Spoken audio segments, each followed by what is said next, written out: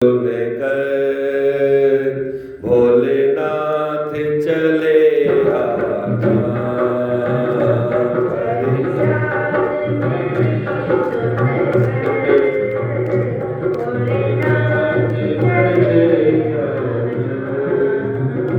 फरियाद मेरी सुनकर भोलेनाथ चले आना।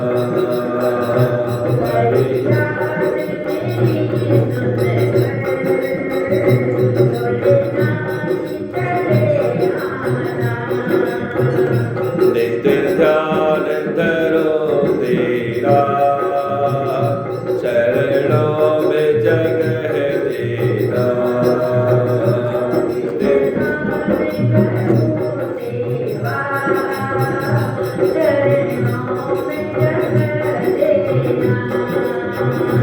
फरियाद मेरी सुनकर भोलेनाथ चले आना।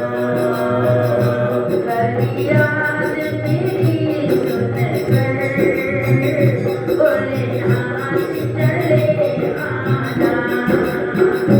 तुझे अपना समझ कर हम फरियाद सुनाते हैं। तुझे अपना समझ कर हम फरियाद सुनाते हैं।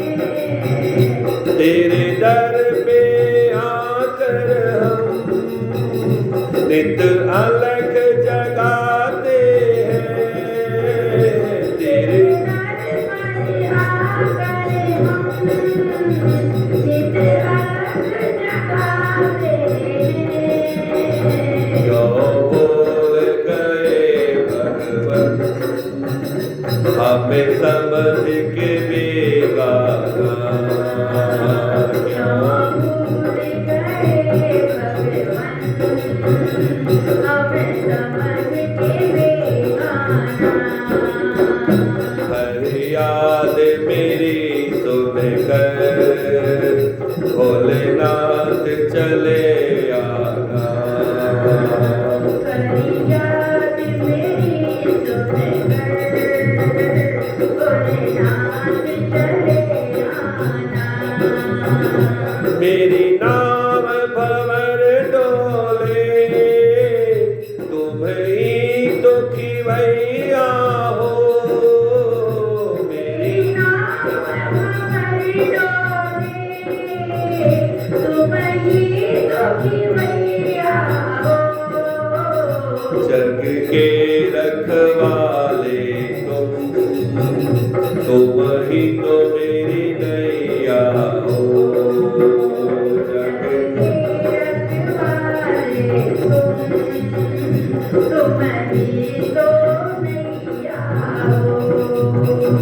हे नंदेश्वर स्वामी भव पार लगा देना।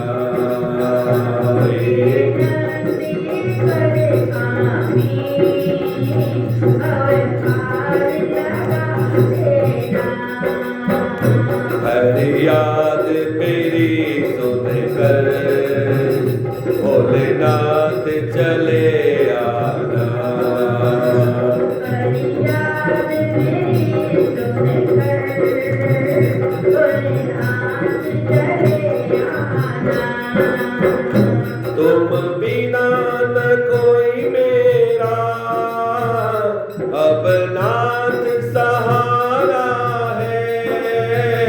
तुम बिना न कोई मेरा अब सहारा है। इस जीवन को मैंने अब तुम परवारा है। इस जीवन को मैंने अब तुम परिवारा है। मर्जी है तेरी बाबा अच्छा नहीं तड़पाना। मर्जी है तेरी बाबा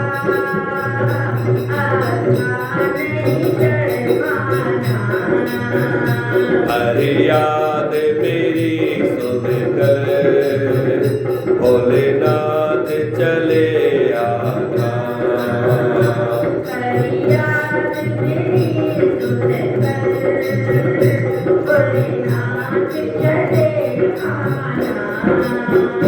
नैनों में भरे आंसू क्यों तरस न खाते हो।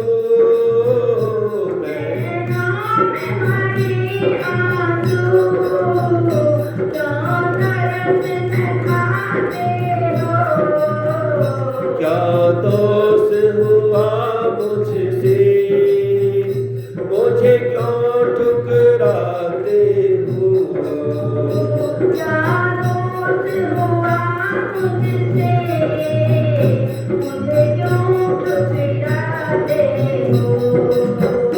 अब कृपा करो भगवन सुन कर ये अफसाना।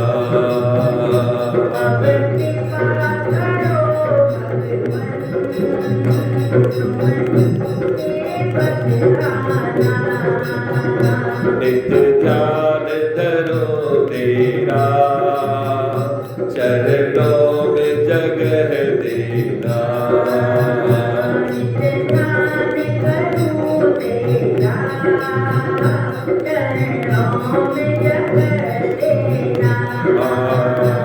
हरि याद मेरी सुनकर भोलेनाथ चले आना।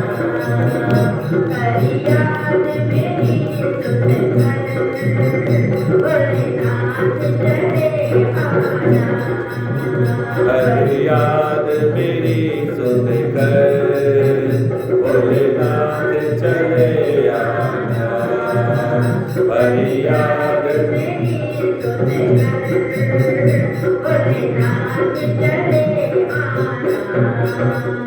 प्रेम सुरमापति महादेव की।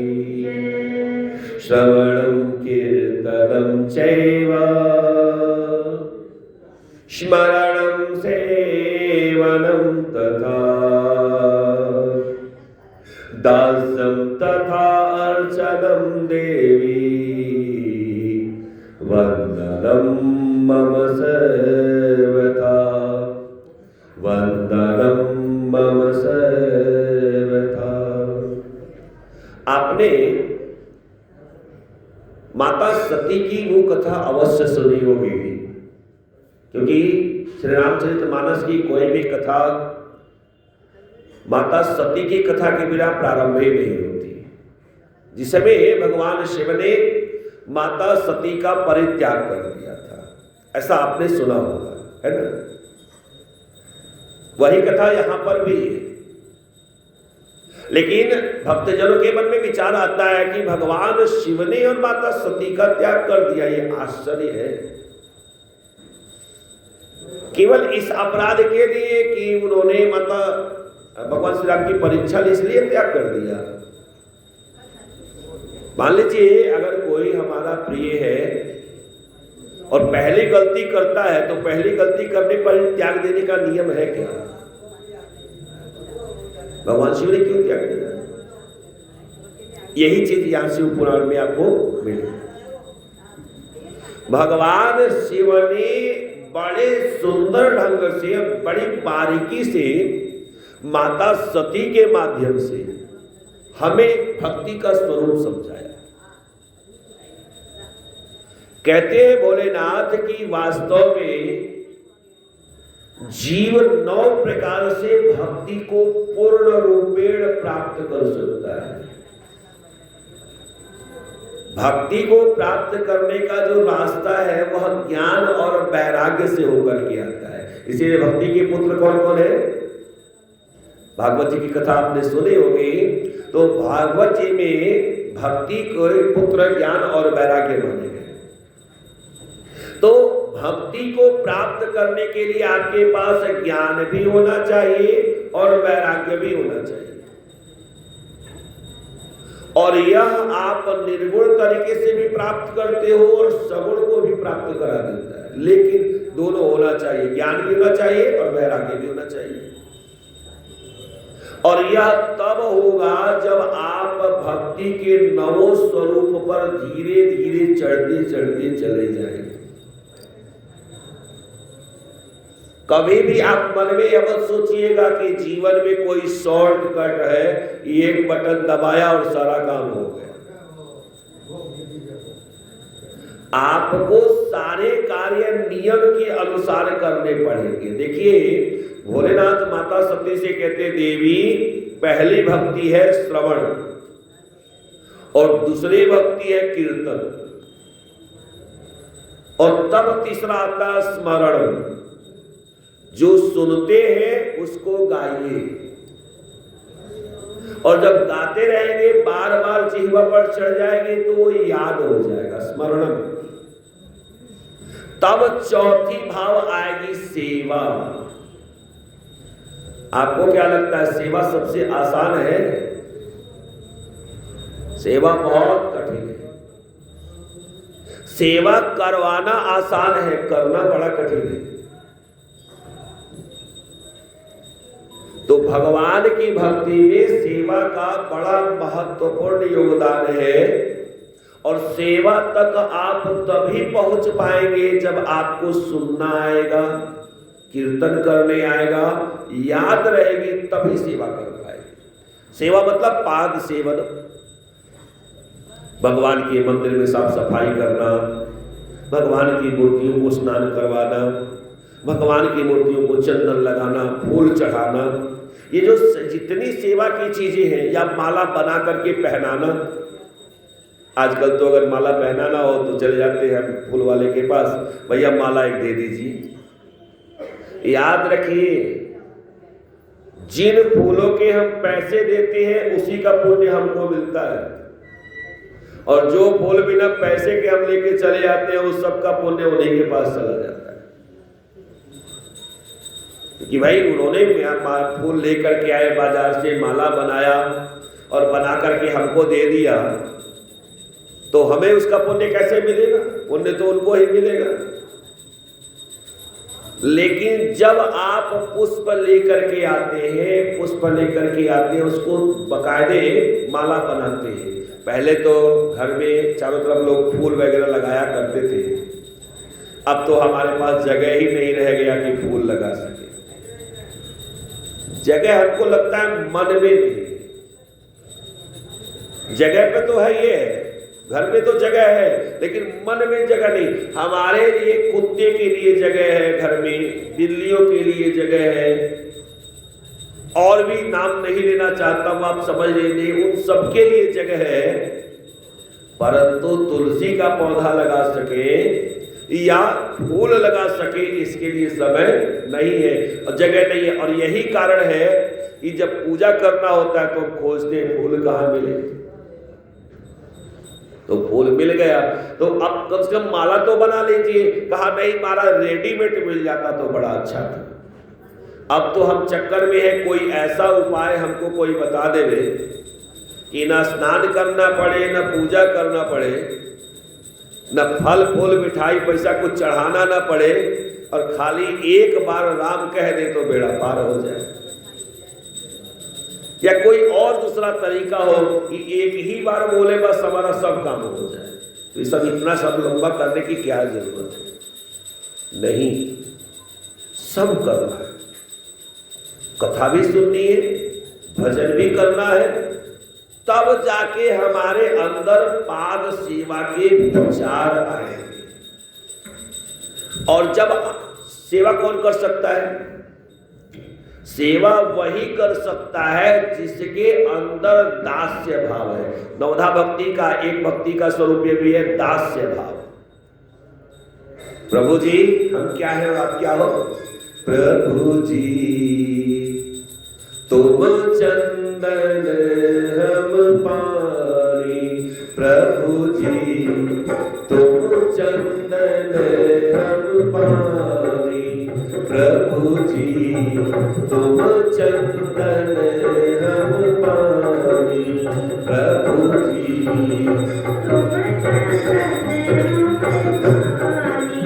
प्रभु जी तुम चंदन हम पानी, प्रभु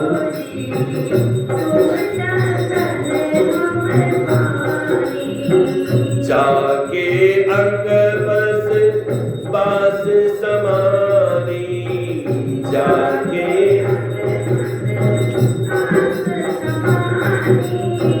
जाके अंग बस बास समानी, जाके प्रभु जी तुम चंदन हम पानी, प्रभु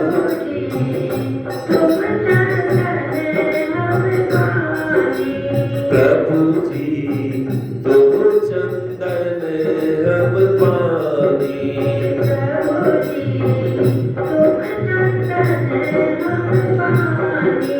प्रभु जी तुम स्वामी हम दासा, प्रभु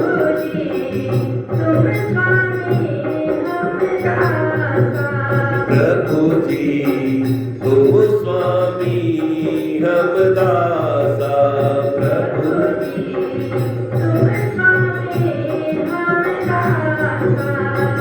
ऐसे भक्ति कर रे दासा, ऐसे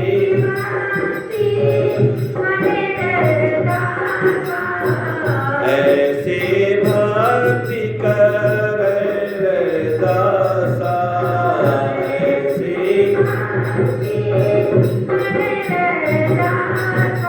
प्रभु जी तुम स्वामी हम दासा, प्रभु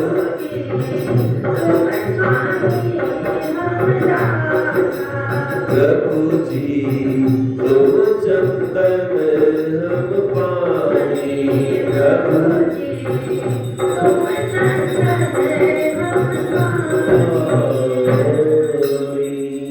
तो वास्तव में जब हम ये कहते हैं प्रभु जी तुम स्वामी हम दासा, पूरी तरह से हमने अपने आप को भगवान अपनी दास बना लिया और भगवान को स्वामी बना लिया। याद रखिएगा, संसार के दास स्वामी बनाएंगे, संसार को स्वामी बनाएंगे और संसार के दास बनेंगे तो ये 84 के योनि में हमेशा घूमना पड़ेगा। और अगर आप भगवान को अपना स्वामी बना लेते हो और स्वयं दास बन जाते हो तो फिर आपको किसी बात की चिंता नहीं। हमें चिंता नहीं उनकी, उन्हें चिंता हमारी है।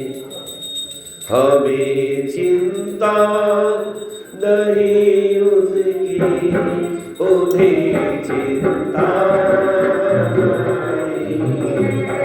हमें चिंता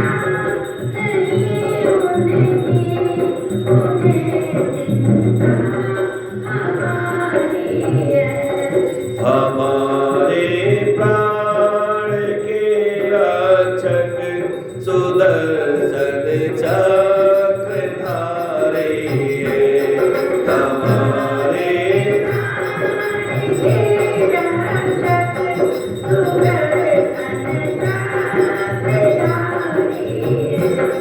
हमारे प्राण के रक्षक सुदर्शन चक्रधारी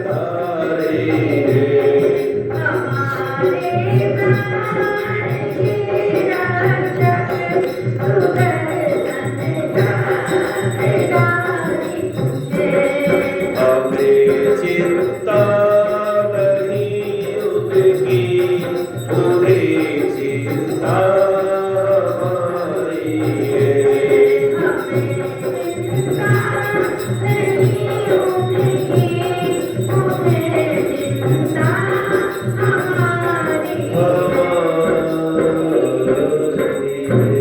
तो वास्तव में जब हमने सब कुछ उनको सौंप दिया और हम बन गए दास, तो याद रखिएगा, दास का एक नियम होता है और बहुत कड़क नियम होता है। जो चीजें देखने में आसान लगती है ना, उस पालन करने में बड़ा कठिनाई होता है।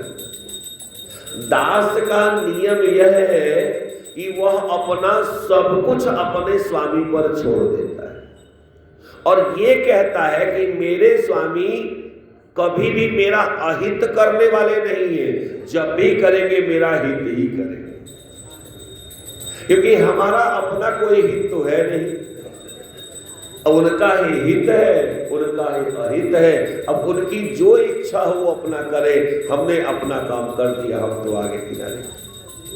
तो जब दास्य भाव आपके जीवन में आ जाता है, तब आपके द्वारा किया गया कोई भी अर्चन तथा अर्चनम, अब क्या है, अब करेंगे पूजा। इतना घूमने के बाद श्रवणम कीर्तनम स्मरणम सेवनम दास्य भाव, इतना करने के बाद अब करेंगे पूजा। क्योंकि पूजा किसकी होती है, विचार करिए, पूजा किसकी होती है? राम जी की पूजा होती है, कृष्ण जी की पूजा होती है, भोलेनाथ की पूजा होती है, ये उनके गुणों की पूजा होती है। पहला प्रेम गुण से ही होता है, बाद में रूप तक पहुंचते हैं। अगर केवल रूप से पूजा करोगे तो गुण गौण हो जाएंगे, गायब हो जाएंगे, फिर आपको दिखाई नहीं देगा। उनमें तो है लेकिन आपको दिखाई देने वाला नहीं है। तो इसलिए पूजा अगर करना है तो गुणों की पूजा करो। आप भगवान की किन चीजों की पूजा करते हैं? चरण की। सर की पूजा कब करते हैं? पूजा किसकी करते हैं? क्यों? क्योंकि चरण की पूजा जिसने की उसने गुण की ही पूजा की। पूरे शरीर का जो निचोड़ होता है वह चरण है।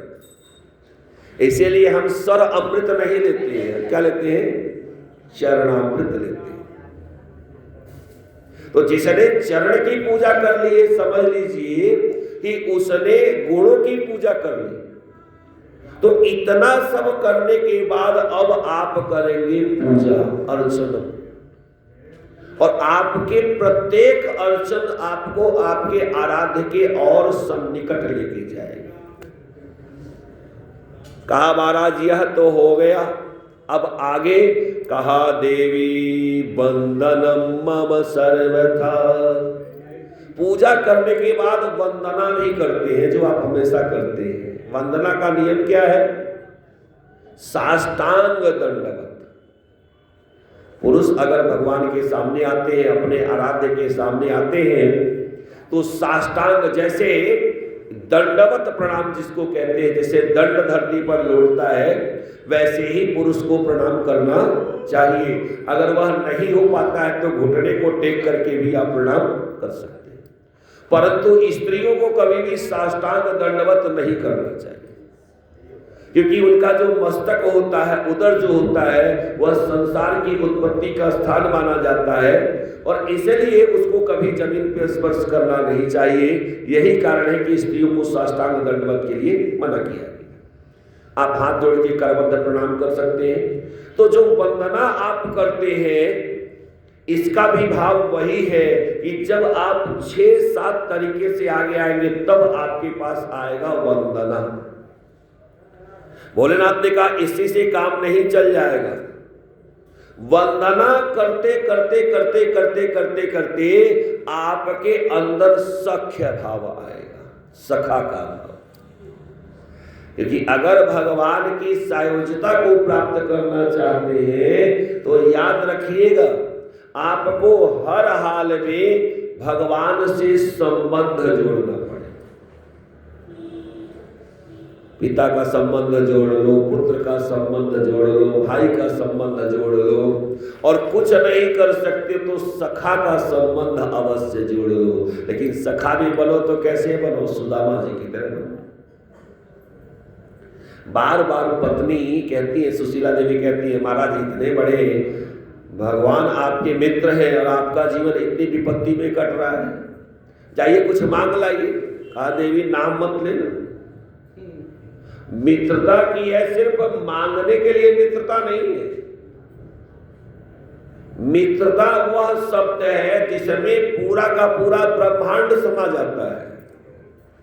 कभी भी मुसीबत के समय, विपत्ति के समय मित्र से कुछ मांगने के लिए नहीं जाना चाहिए, वही आपकी मित्रता खत्म। कहा महाराज ठीक है आप मित्र के बहाने नहीं जा सकते हो, लेकिन भगवान श्री कृष्ण आपके आराध्य भी तो है, तो आराध्य से मांगने में तो कोई दिक्कत नहीं। सुदामा जी कहते हैं कि वो तो ठीक है, आराध्य से तो मांग सकते हैं, लेकिन मित्र से कैसे मांगो? अगर केवल वो मेरे आराध्य होते तो चलो ठीक है मांग लेता, अब जब मित्र है तो मांगने की जरूरत नहीं है। तो जब आप भगवान से सख्य भाव जोड़ते हैं तो फिर कुछ भी मांगेंगे नहीं। मित्र का सबसे बड़ा कर्तव्य होता है कि अपने मित्र के कष्ट को देख करके दुखी होना। जब सुग्रीव जी महाराज भगवान श्री राम के मित्र बन गए, इससे पहले जामवंत जी ने कहा कि हम चाहते हैं आप लोग मित्रता कर लीजिए और हम सब लोग मिलकर के आपकी पत्नी सीता का खोज करवाएंगे, और बदले में हम चाहते हैं जब आपकी पत्नी मिल जाए तो हम चाहेंगे कि आप बाली को मारने में इनकी सहायता करिए। भगवान ने कहा क्षमा करिए जामवंत जी, ऐसा कोई अनुबंध मैं स्वीकार नहीं करता, ऐसा कोई अनुबंध मेरे पास नहीं है।